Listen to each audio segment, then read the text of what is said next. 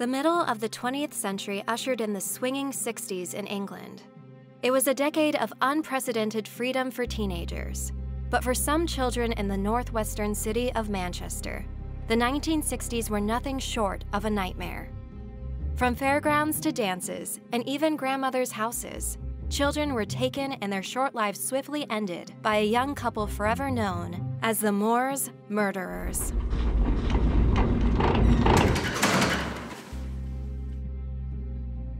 Ian Brady and Myra Hindley are the pair responsible for some of England's most notorious murders. The two met while working at a chemical company in Manchester when Myra was just 17. Brady, who was 4 years older and born in Scotland, was notably intelligent.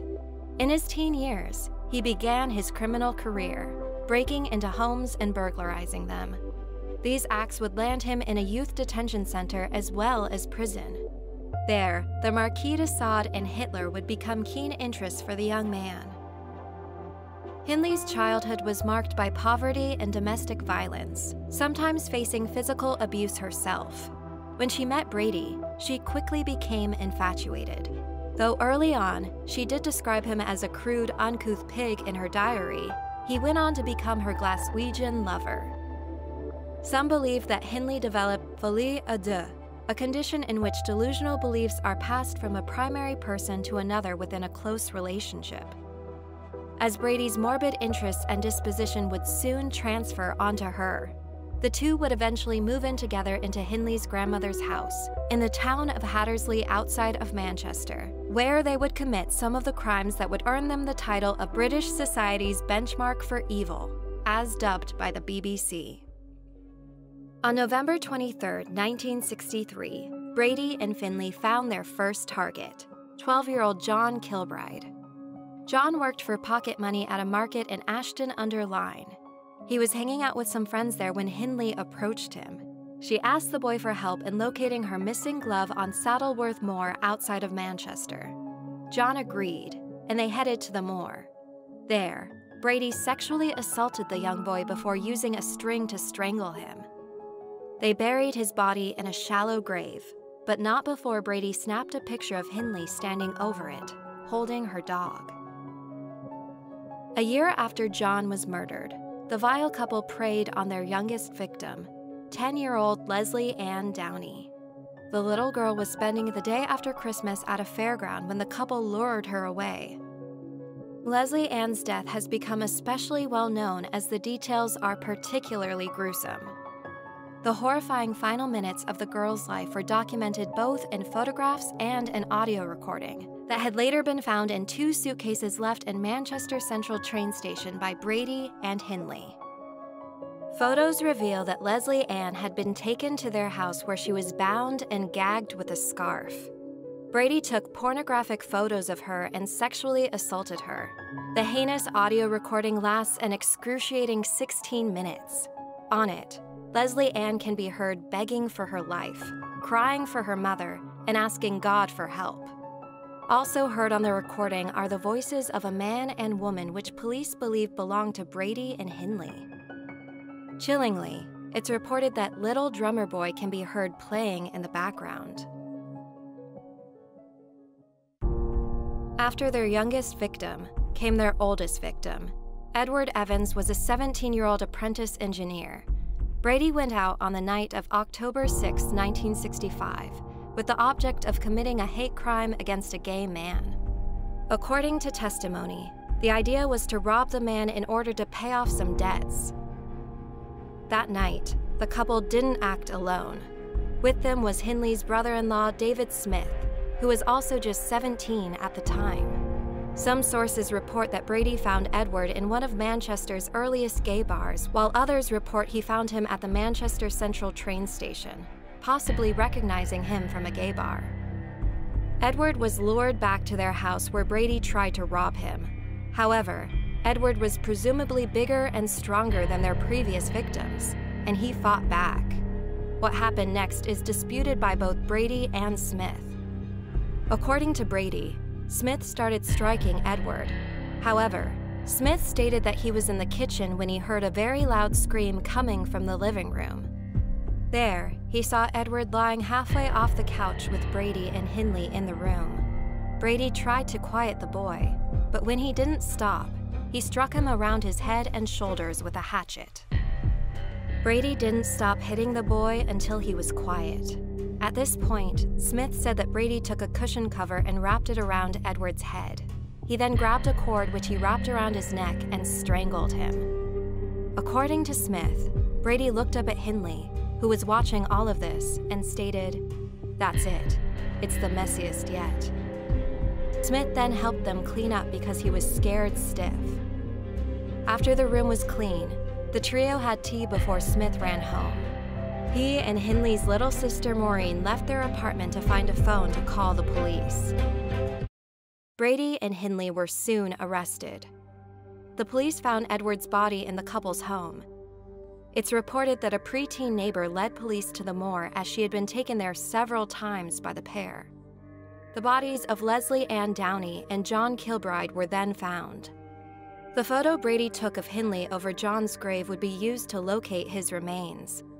Leslie Ann's body had been found not far from him. She was still naked, save for her socks and shoes. The suitcases which contained the horrifying evidence of her capture and murder, along with books on torture, were also discovered at the train station after the claim ticket had been found in the spine of a prayer book in Hindley's possession. The couple faced 7 charges in total. Each was charged for the murders of Leslie Ann Downey, John Kilbride, and Edward Evans, and Hindley was also charged as an accessory to John's murder for harboring Brady after the killing. The two would plead innocent at their trial, which began on April 19, 1966, and lasted 14 days. Psychologists would state that the pair showed no signs of being capable of having empathy. During Smith's testimony, he stated that prior to Edward's death, Brady told him that he'd already killed 3 or 4 others. The New York Times reported that Hindley stared at Smith, unflinchingly, as he gave his testimony. The horrific 16-minute audio recording of Leslie Ann before her death was played in court. Brady was found guilty on all murder counts while Hindley was acquitted in the case of John Kilbride, but she was found guilty of being an accessory to John's murder as well as guilty for the murders of Leslie Ann and Edward. On May 6, 1966, Ian Brady and Myra Hindley were sentenced for the crimes they committed, both receiving life sentences for Downey and Evans. Brady received an additional life sentence for Kilbride, and Hindley received a 7-year concurrent sentence for her involvement.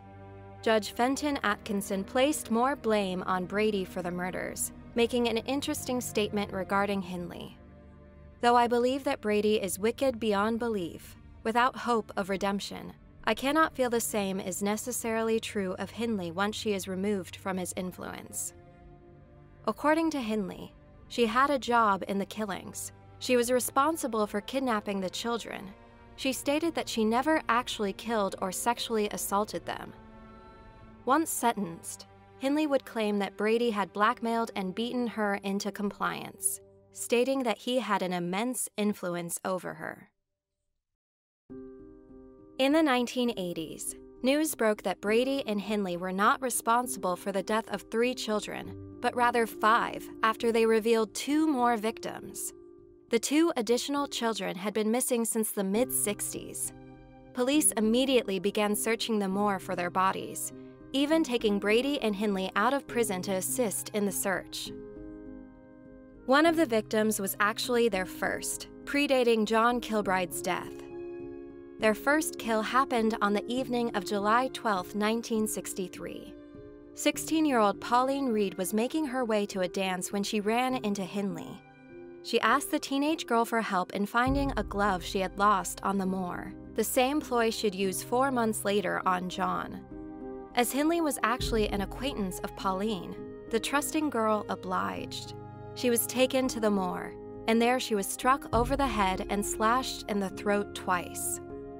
One of the cuts was particularly large, and a pathologist would note that the collar of her coat and a chain necklace appeared to be intentionally stuffed into the wound, potentially to stymie the massive bleeding it would have caused.